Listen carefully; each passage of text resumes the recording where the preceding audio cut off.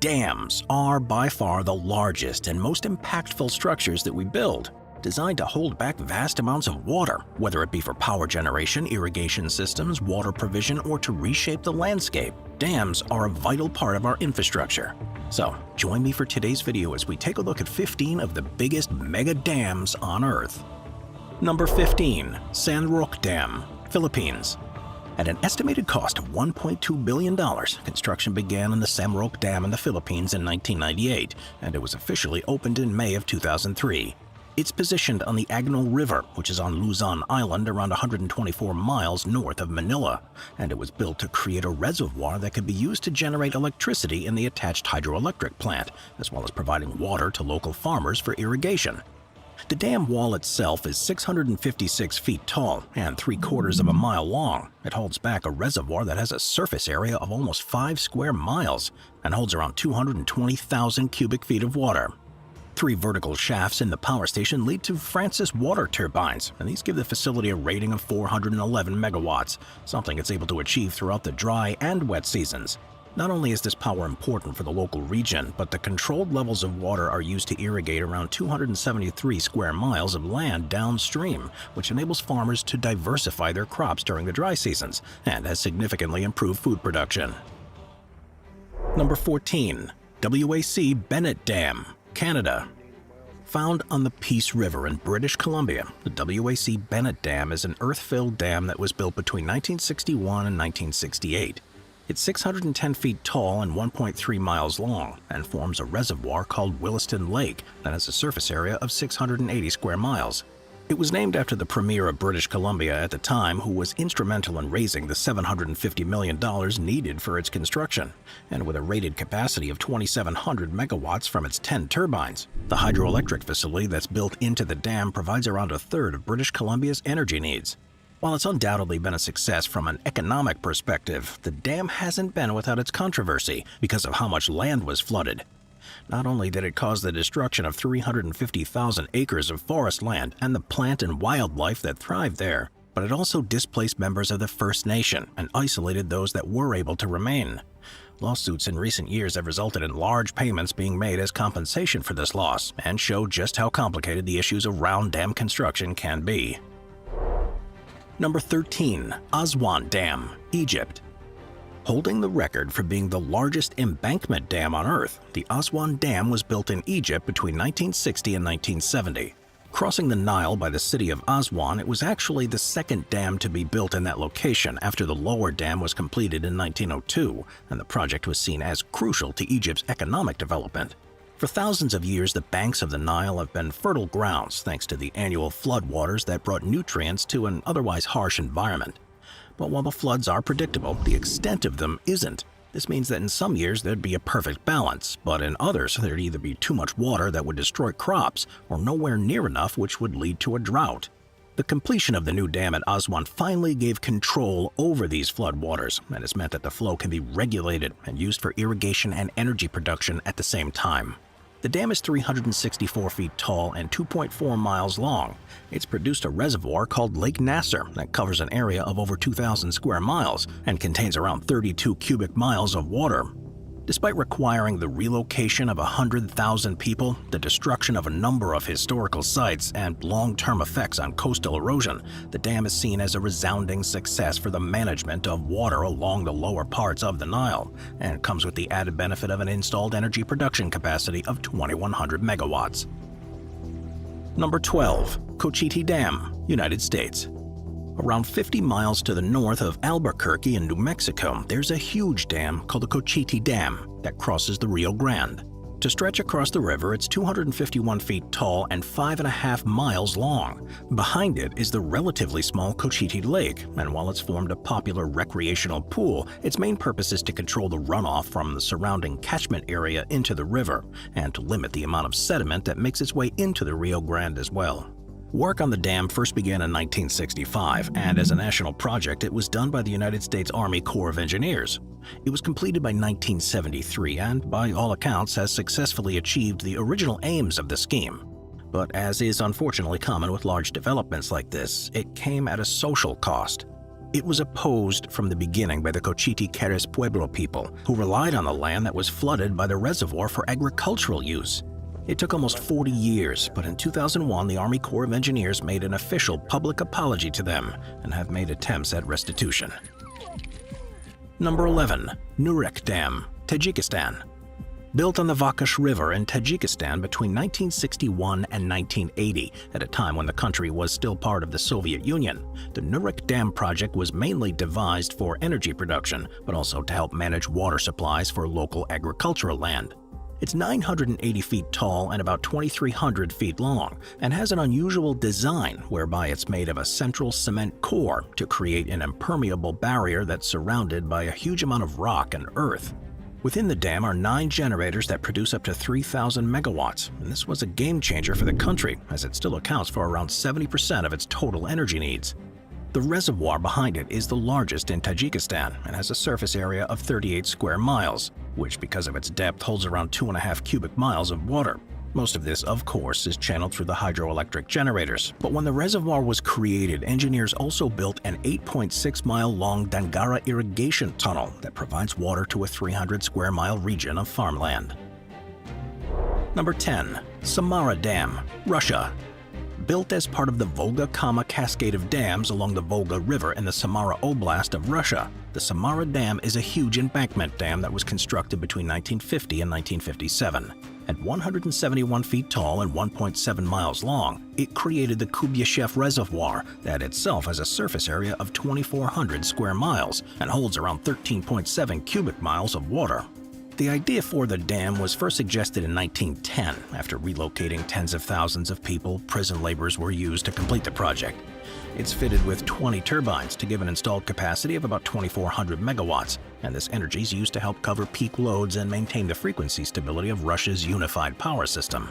One of the biggest challenges with this dam was that the river is a major trade route, and a traditional design would have completely blocked off the passage of any ships. To overcome this, a series of locks were also built, and these are still able to handle larger steamer ships in a way that adds very little to the journey time. Number 9. San Luis Dam, United States.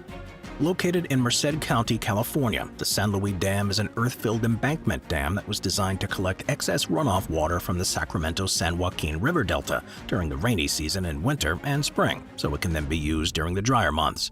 The dam, which is 382 feet tall and 1.5 miles long, was built between 1963 and 1968, and the San Luis Reservoir behind it was first filled the following year.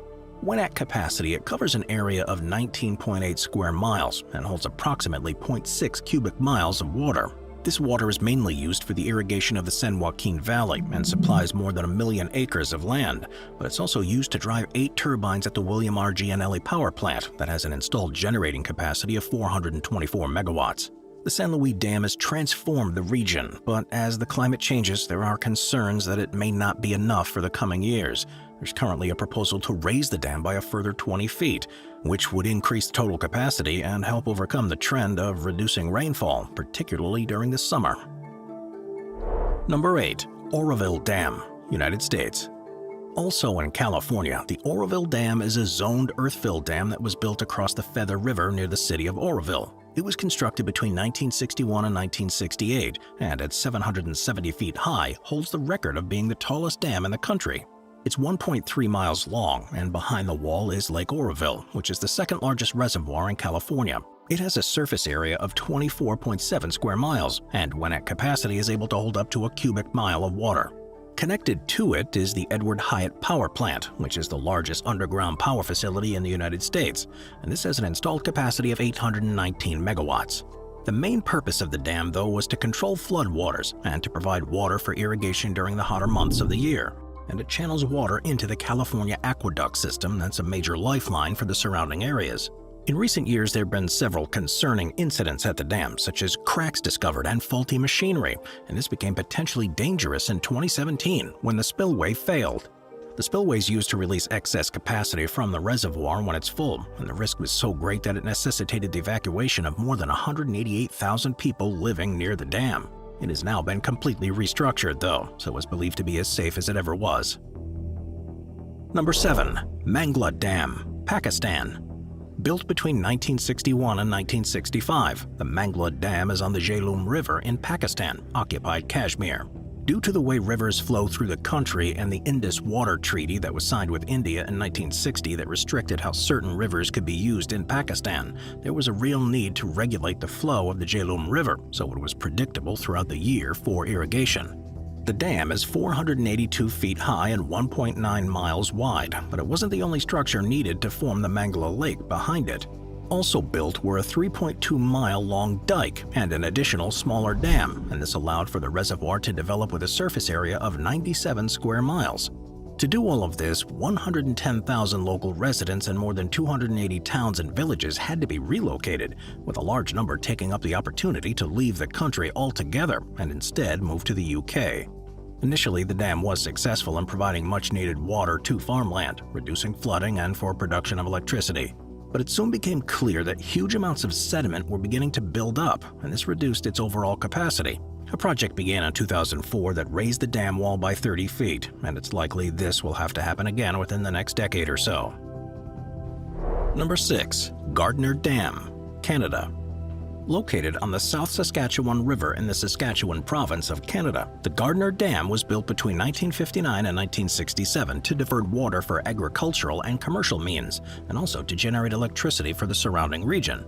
At 210 feet tall and 3.1 miles across, it is one of the largest embankment dams in the world, and has created Lake Diefenbaker, which has a capacity of 2.3 cubic miles worth of water. From the lake, there are 2 gravity-fed aqueducts that supply water to several downstream reservoirs, so it can be used for irrigation, drinking water, and various other uses.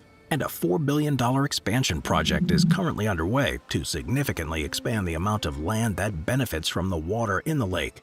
This development is, of course, a massive boost for local industry, but the power generation at the dam has become equally as important. It's fitted with 3 turbines at the Coteau Creek Hydroelectric Station, and combined, they give an installed capacity of 186 megawatts. Number 5. Oahe Dam, United States. Found just to the north of Pierre, the capital city of South Dakota, the Oahe Dam sits across the Missouri River and creates a reservoir that's so big it stretches 231 miles upstream into North Dakota. Designed to control floods, improve navigation, generate power, and to provide water for irrigation, the dam was commissioned in the 1940s specifically because of the risk of flooding, and was built between 1948 and 1962. It's 245 feet high and 1.7 miles long, but amazingly the width at its base measures just over 2/3 of a mile. Lake Oahe, which is the reservoir behind the dam, covers an area of 584 square miles and can hold a volume of 6.8 cubic miles of water. The power station that's connected to it has an installed capacity of 786 megawatts from its 7 turbine generators. And not only does the structure have functional benefits, but leisure ones too, with 51 designated recreational sites around it. While the dam cost around $340 million at the time, the biggest price to be paid was by the Cheyenne River Indian Reservation and the Standing Rock Reservation. More than 200,000 acres of land was taken by eminent domain, much of which was prime agricultural land. And with the loss of historic homes and traditional ways of life, the displaced communities are still feeling the effects. Number 4. Houtdripdek, Netherlands. Throughout history, because of the low-lying land, people in the Netherlands have undertaken projects to reclaim regions from the ocean. The most ambitious of these took place during the 20th century, when the Zuiderzee Works commenced, which is a network of dams, dikes, land reclamation, and waterworks in a shallow inlet of the North Sea that would improve flood protection and reclaim large areas for agriculture. Of all the structures that were built, the Houtdripdek Dam is by far the most impressive. Connecting the cities of Lelystad and Enkhuizen, it separates 2 large lakes, one of which is planned to eventually be completely reclaimed. It was a huge engineering feat because the dam is 223 feet wide and 18.6 miles long. As there's no water flow, this wasn't an ideal place to build a power station, but instead a road was put on top of the mound to connect the 2 cities, and this is now used by around 8,500 vehicles a day. If you ever visit there, it's worth stopping at the emergency harbor that's at the halfway point along the dam, because that's where you'll find a restaurant with one of the most unusual and largest human-designed surroundings you'll find anywhere on Earth. Number 3. Atatürk Dam, Turkey. Classified as a zone-fill rock dam with a central core, the Ataturk Dam, which was formerly known as the Krababa Dam, was built between 1983 and 1990 across the Euphrates River in Turkey. It was needed to provide electricity and irrigation water, and measuring 554 feet high and 1.1 miles long, is claimed to be the third largest dam in the world. The Ataturk Reservoir behind it has a surface area of 315 square miles and a capacity of about 11.7 cubic miles of water. It's described as a sea by the local people and supports countless communities that live along its waters. Controversially, the river passes through Turkey into Syria and Iraq, and the construction of this dam in particular had a significant effect on the amount of water that reaches those countries. An estimated 90% of all water that makes it into the Euphrates originates in Turkey. And when the reservoir was first filling up, the river ran completely dry downstream for more than a month. Still, to this day, the countries claim Turkey is purposefully withholding water and using it as a weapon, which could well be an indication of what will happen in the coming decades elsewhere around the world as water scarcity becomes an even bigger issue. Number 2. Fort Peck Dam, United States. Of the 6 dams along the Missouri River, the Fort Peck Dam is by far the largest. Measuring 250 feet tall and almost 4 miles long, it's near to the city of Glasgow in Montana. It holds the record as being the largest hydraulically filled dam in the United States, and the reservoir it forms, Fort Peck Lake, is the 5th largest artificial lake in the country.